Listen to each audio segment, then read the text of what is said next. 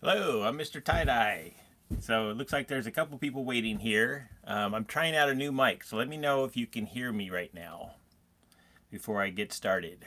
So if somebody can just type something saying that they can hear me, then we'll get started. Or maybe you guys see a commercial right now. Let me ask here.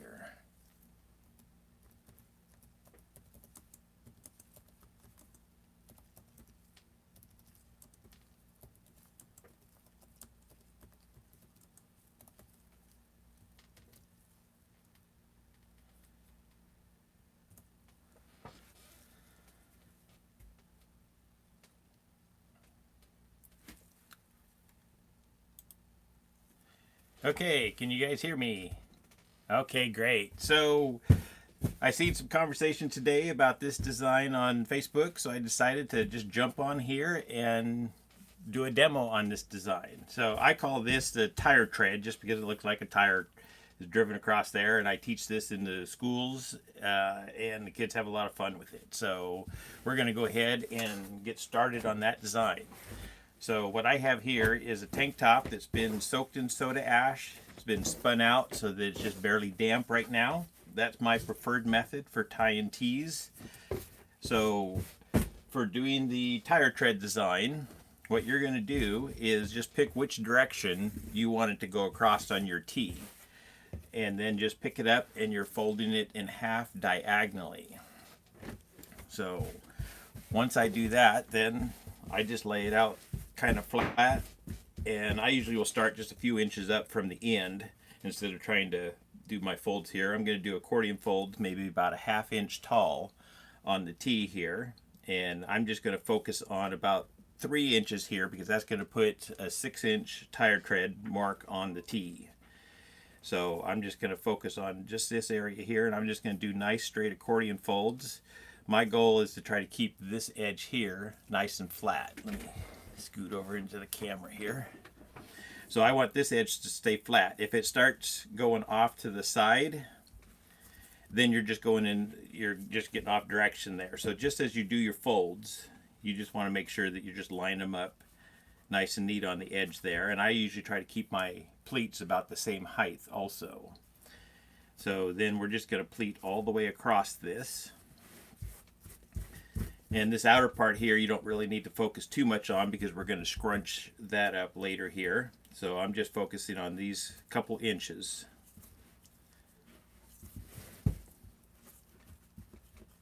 So let's see, we got Joyce and Tammy, Alice, Jason. Thanks for joining me today. I'm going to try to get on and do more of these live videos. I'm still just kind of rearranging my life a little bit. I haven't been doing as many custom orders lately because I sprained my wrist, so I figured the videos is the direction I need to head. So look forward to more videos from me. Howdy Nick, Amy, Tabitha. So once I get up to the end here, then I'll go ahead and get this last bit folded up here. And just everything accordioned in there. One of the reasons I like to tie it up damp is it's going to pretty much stay there. I mean, it opens up a little bit, but you can kind of leave it sit there for a little bit while you get your strings ready. So I'm going to flip this around just because that's my preferred method for tying here. So, and I'm going to use kite string. And I do have a video on kite string, and after this video is all uploaded, I will put a link to that in the description box. And let's see, Nick's asking about the movie Chef. I haven't seen the movie, so I can't comment on it. Hey Kimberly, let's see. Well, good timing. Yeah, somebody asked me today if I happen to have a video for this, and I thought I did, but when I went and looked, I couldn't find it. So I decided to go ahead and jump on right now and just make one up. Okay, so I went ahead and tied up about 4 inches there. I don't have my ruler here. So that's what I'm going to focus on right now. So I'm going to go ahead and tie this off. This is also something, if you want to just use rubber bands, you can just put 3 or 4 rubber bands on there.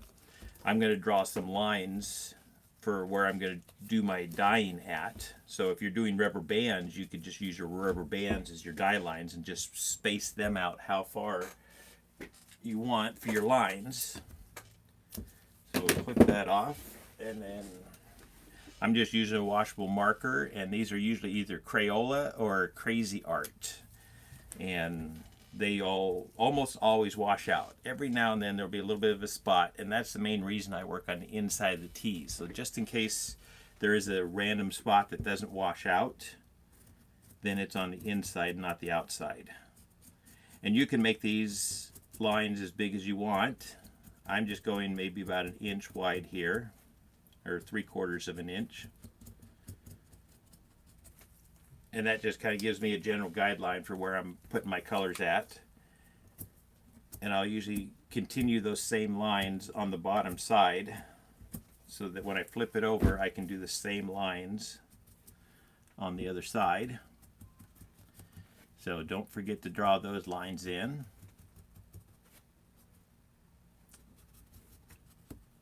Okay, what else we got going on here? Oh, I got Shirley here, and Donna, Cheyenne. Well, thank you. I love what I do, and I love sharing it with other people.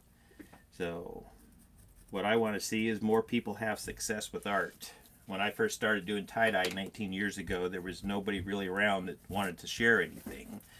So I had to pick up my own tips and tricks and just figure things out on my own. But now is the time that we can share this with everybody. So now that I've drawn my lines on, what I'm going to do is separate this shirt, and I want to, because I'm going to scrunch this, and I'm going to pull this all the way back open, and I'm just going to watch that I don't pull past this line right here on the edge.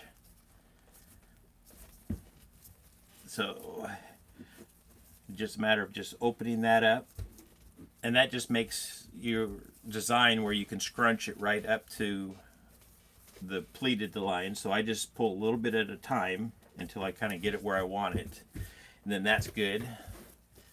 So now I'm just going to scrunch this part up. Hey David and Nicole, Michelle, good to see you. Thank you for joining me. I think this is probably one of the largest groups I've had watching at one time. Maybe it's because I gave a little bit of advance notice. I'll try to start doing that more. As I was saying earlier, I'm going to be doing more live videos and just more videos in general. So if you guys have specific designs that you'd like to see, you have questions or comments on stuff, you can leave them on this video or just any one of my videos, or people contact me through Facebook. Jolene, hello.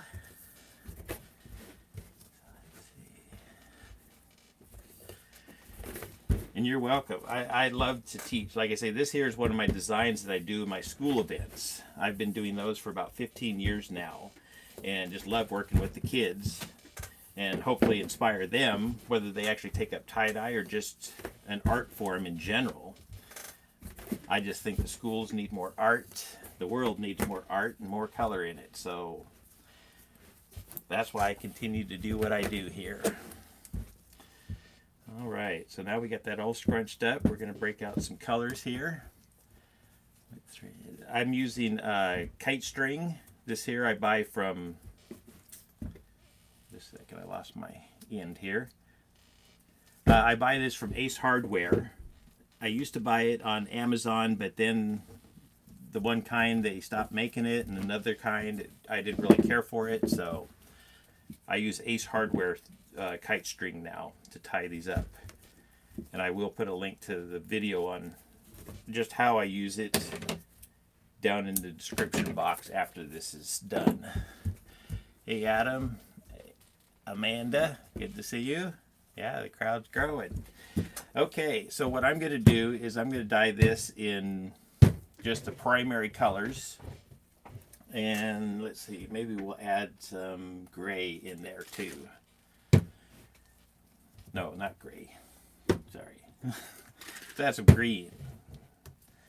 Okay, so what I'm going to do is dye each of these lines, and the way that I like to do my any type of a DNA dyeing is I line my dyes up in the order that I'm going to put them on.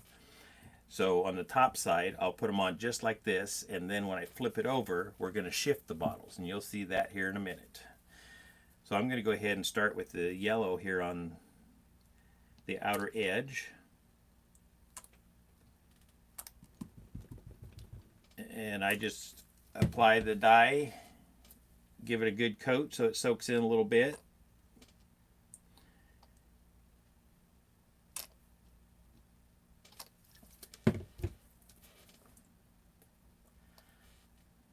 Okay, Gloria is here.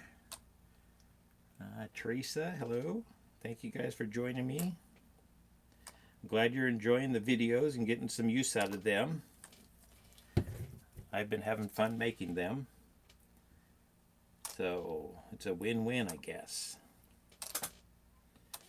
Okay. So once I get my colors on, then I'm going to just flip this straight over here. And I'm going to rotate my bottles. So now I'm putting the yellow down at the end, and I'm going to start with the fuchsia dye here. So where the yellow was, I'm going to put fuchsia in, and that's what is going to give the DNA pattern, or what I used to call it was crosshatch or cross saw. So I've heard it called lots of different things, but the DNA seems to be the main name that everybody knows this design by. So that's what I call it now, is DNA. So this here is fuchsia, turquoise, and lemon yellow. From Dharma, and then this here is my own version of bright green that I made. I probably fill a bottle most of the way up, like probably up to here with the lemon yellow, and then the rest of the way with turquoise. Or you can just add the same amounts in powder and just mix it up that way. But most of my dyes I buy from Dharma, mostly just because that's where I first learned about the dyes when I started doing tie-dye 19 years ago. And I'm on the West Coast, so shipping is fast and decent priced over here. Okay. Oh, I'm glad to hear that I'm helping you. Like I say, that's my main goal, is just to help people have success with their art. And it looks like I don't have my rag here, so just 1 second.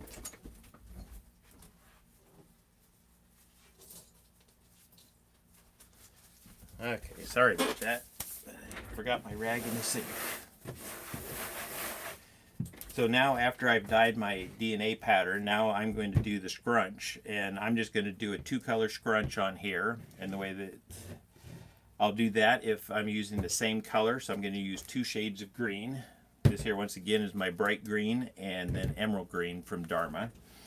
So I'm just going to color the whole thing with the lighter color, and then put the other darker color on top. So this one here, I'll usually try to saturate it pretty well, and then the darker shade, I'll leave some space. And I've also left a little bit of space right here by the line, so that dye can kind of spread on its own and kind of make a nice happy meeting place there in the middle. And then later on, if there's any white left, then I'll touch that up some. But that's one way to try to help keep your dyes from merging too much, is just leave that white space. And then while you're dyeing the shirt, that can be spreading over there. So that's always the first place that I like to dye, is right next to a line. Let's see.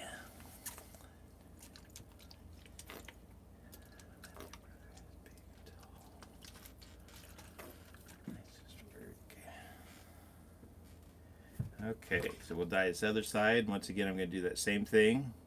I'll dye right close to this line so that it can start spreading. And then I'll dye the rest of the shirt. Yes, I do use urea and salt in my dye. I usually will just make up a huge batch.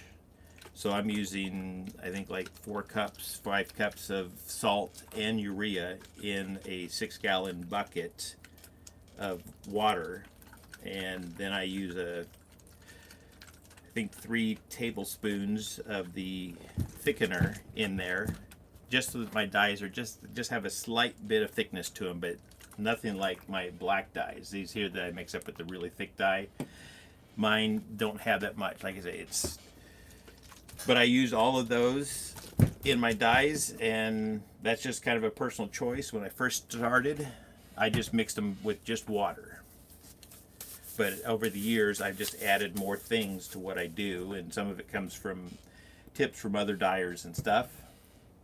Okay, so now I'm going to go ahead and touch up this white line here because it didn't spread all the way over, so I'll just add just a little bit there and kind of poke this bottle down inside.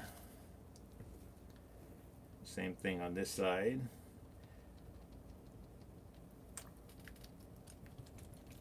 And that's the other thing. I like these bottles here with the really fine tips on them. Those I found at Amazon, and I'll put a link to those down in the description box also. Okay, so now for the dark green, I'll put that on, but I'm not going to coat it entirely like I did with the light green. I just go over it and leave some spots there. And this just gives me a nice patterning on there that I like. Okay, so we're getting close to being done here. Do I have any more questions? Okay.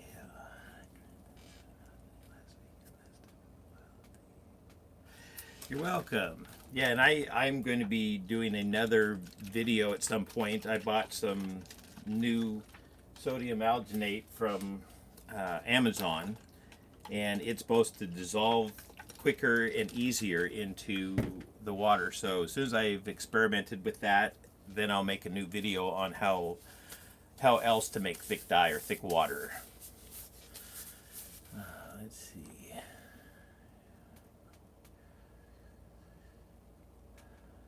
Oh, you're welcome, Teresa. Yeah, I'm doing just a little bit as I can.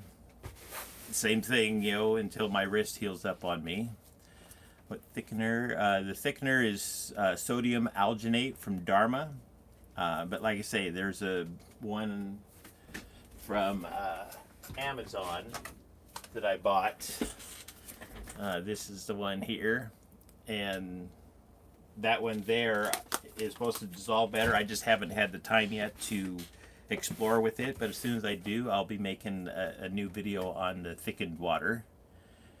Use some Halloween themed. Yes, I can put some Halloween things on my list to do.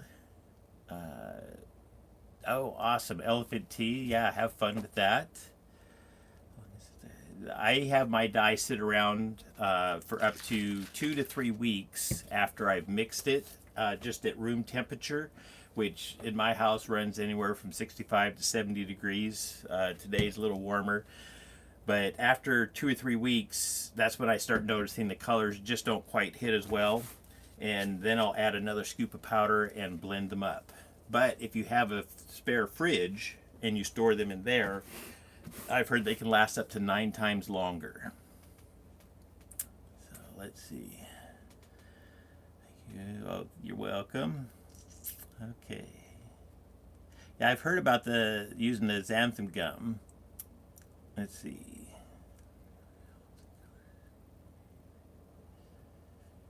Oh, well, that's good. I might have to explore with the gum also and see.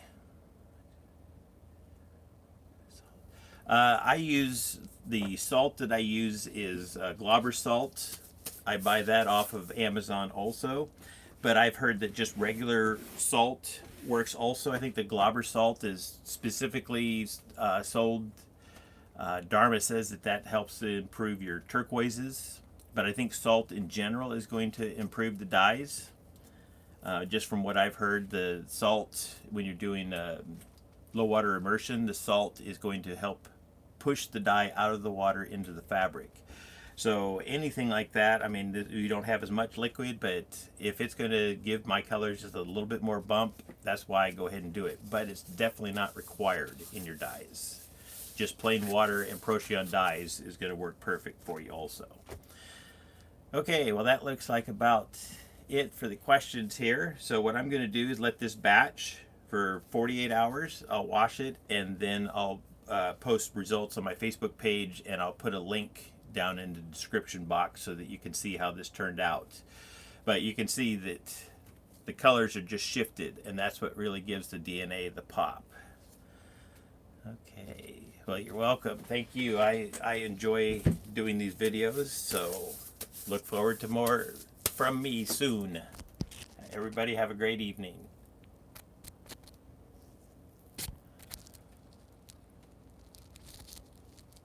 I was just sneaking out to look out the back door. There's a gorgeous storm cloud just coming in. Well, if I can get this thing turned off here.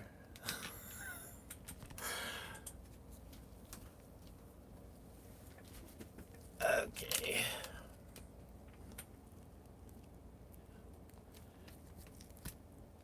There, maybe that's the one.